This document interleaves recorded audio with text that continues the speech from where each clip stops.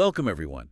Today we're diving into something really useful, something that helps make connections, talking about your hobbies in English. Absolutely. It's such a great way to start conversations, build rapport. Makes things more personal, more engaging. Totally. And it's brilliant practice for using descriptive language, showing a bit of enthusiasm. Which is key, right? So it's more than just small talk. It's about finding that common ground. Exactly. Let's free off with some basic words you'll hear a lot. Good idea. Like hobby. Yeah, hobby. Pretty simple. An activity you do regularly just for pleasure. Okay. And interest. Is that different? Slightly. An interest is more like a subject or activity you enjoy. Maybe you don't do it quite as often as a hobby. It's something you like learning about or maybe doing occasionally. Got it. And then there's passion. That sounds stronger. It is. It signals, a really strong enthusiasm, a deep love for something. It's definitely a step up. So hobby, interest, passion. What about leisure activity? That's kind of the umbrella term, isn't it? It covers pretty much anything you do in your free time outside of, say, work or school. Okay, that makes sense. So those are the words. How about types of hobbies? It helps to think in categories sometimes. It does. We often see them grouped, like indoor activities. Right, things like playing board games or video games. Exactly. Or reading, watching movies, TV shows, even just, chilling out or hanging out with friends inside. And the opposite, outdoor activities. Sure, sports are a big one. Swimming, jogging, playing football. Gardening counts too, right? And traveling. Definitely. And shopping, though, that can be indoor or outdoor, I suppose. True. What else? Collecting things. Oh, yeah, that's a classic category. Stamps, coins, those are the traditional ones. But now maybe things like NFTs, digital stuff. Right, more modern collections fit in there, too. Huh. And don't forget creative activities. Yes, like playing music. Playing an instrument, yeah. Or knitting, painting, taking photos. Lots of things fall under that creative umbrella. People often do these to express themselves or just relax. So we know the words, we know some types. How do we actually talk about them? What phrases should people use? Well, the simplest ways are often best. Things like, I like to do yoga, or I like doing yoga. Or I enjoy baking. Straightforward. Is there a difference between like to do and like doing? Yeah, there's a subtle one. I like doing yoga often puts a bit more emphasis on the enjoyment while you're doing it. Oh, okay. Whereas I like to do yoga can mean enjoyment, but it can also just mean it's your preference or a habit. Like, I like to do yoga on Thursdays. That sounds more like a scheduled choice. That's a useful distinction. What about sounding a bit more enthusiastic? Good point. You can move beyond just like phrases like, I'm fond of playing video games. Or I'm into playing video games. Right. Or if it's really strong, I'm passionate about playing video games. And notice the pattern there.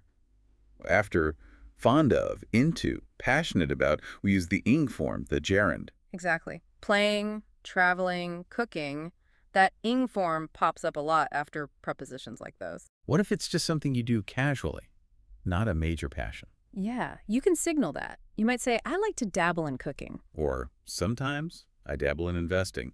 It means you do it a little, but not seriously. Right. Or if someone asks how good you are, you could say something like, oh, I play guitar, but I'm just an aficionado. Or just an amateur. Meaning you do it for fun, not professionally. Precisely. Useful for managing expectations. Okay, so that's how we talk about our hobbies. How do we ask other people about theirs? I feel like, what is your hobby? Sounds a bit stiff. It can sound a bit textbook, yeah. Well, what is your hobby, or what are your hobbies, or do you have any hobbies, are grammatically fine. They're not what people usually say. Often, no. More common conversational questions are things like, what do you do for fun? Or what do you do in your spare time?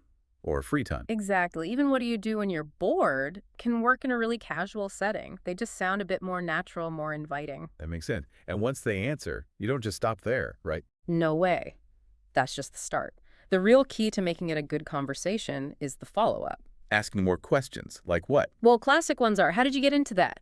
Yeah. Asking about the origin story. Oh, I like that. What else? How often do you do it? That's a simple one about frequency. Okay. And maybe the best one, what do you enjoy most about it? That gets to the why. The motivation, the feeling behind it. Okay, let's try this. Ask me about my free time. Okay. So, what do you do in your free time? Well, I enjoy painting landscapes. I find it's a really relaxing way to be creative. Oh, interesting. Landscapes. How did you get into painting? Actually, I took an art class a few years back, just for fun, and I really liked it, so I just sort of kept going on my own afterwards. Ah, okay. And how often do you manage to paint? I try to paint at least once a week, usually Okay, on the yeah. weekend when things are a bit quieter. Makes sense. And what do you enjoy most about it when you're painting? I think I just love the process, taking a blank canvas and, well, bringing something to life on it. It feels really absorbing. And yeah, there's a nice sense of accomplishment when it turns out okay. See, those follow-up questions really open up the conversation. You learn so much more than just painting. Definitely. It helps you understand the person a bit better, too. Right. Now let's quickly loop back to grammar. We mentioned gerunds, the ing forms and infinitives, the to plus verb forms. Yeah, they pop up all the time with hobbies, like, I enjoy reading. That's the gerund after enjoy. But you could also say, I like to read. That's the infinitive after like. And I'm interested in playing tennis.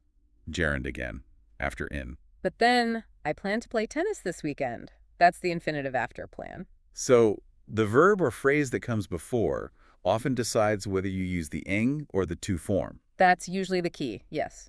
It's about learning which verbs pair with which form. And to make talking about hobbies even better, using good descriptive words helps. Right. Oh, definitely. Adjectives are great. You can describe the hobby itself or how it makes you feel. Like creative, relaxing, challenging. Exactly. Or rewarding. And adverbs tell us how you do it. Regularly, occasionally, enthusiastically. Yeah, so you can combine them. Like, I find painting to be a really relaxing and rewarding hobby. Or I occasionally play chess with my friends. It's quite a challenging game. Using words like that makes your description much more vivid, more engaging for the listener. Good tip. Now, beyond just talking about them, why are hobbies actually important? What do they do for us? Well, a huge benefit is relaxation. Hobbies help you relax. There are some great verbs for that, aren't there? Like unwind. Yeah, unwind, chill out, disconnect, kick back, even let your hair down. It's all about de-stressing. That's a big one. What else? Staying healthy is another, especially physical hobbies. They help you get into shape or stay in shape. Keep healthy, get fit, all that good stuff. And, crucially, socializing. Hobbies are often a great way to connect with people. To hang out with friends or chill with friends. Exactly. Or be with family, meet up with friends. They build connections. And you can explain these benefits using phrases like, it helps me, or it's a great way to... Yeah, absolutely. People also talk about hobbies having a calming effect or being therapeutic or a good stress buster. Lots of positives. Loads. Okay, one last point, culture. Hobbies aren't the same everywhere, are they? No, definitely not. What's common or popular can vary a lot between cultures. Like maybe team sports are huge in one place, but individual activities are more common somewhere else. Exactly, that kind of thing. Understanding these differences can be really helpful when you're talking to people from different backgrounds. It shows you're interested and, culturally aware. Opens up another layer of conversation, really. It does. So that's a whirlwind tour through talking about hobbies, the words, the phrases, the grammar, the benefits, even a bit of culture. It really shows that knowing how to chat about what you love doing in your free time is a super valuable skill. For sure. Using the vocabulary and structures we talked about can help you do it more confidently, more naturally. So keep practicing. Maybe even pause this episode right now and think about your own hobbies. Yeah. Ask yourself, what are my top 3? How did I get started? How often do I do them? What do I enjoy most? Actually, using these ideas is the best way to make them stick. Definitely. Thinking about all this, how hobbies connect us, show our personality, offer all these benefits, it does make you think. If hobbies are such a big part of who we are and how we connect, what does it suggest if someone says they don't really have any hobbies? What might that reflect about, say, modern life or how we communicate these days? That's a really interesting question to ponder. Something to think about. Thanks for tuning in, everyone. Keep practicing, and we hope you'll join us next time.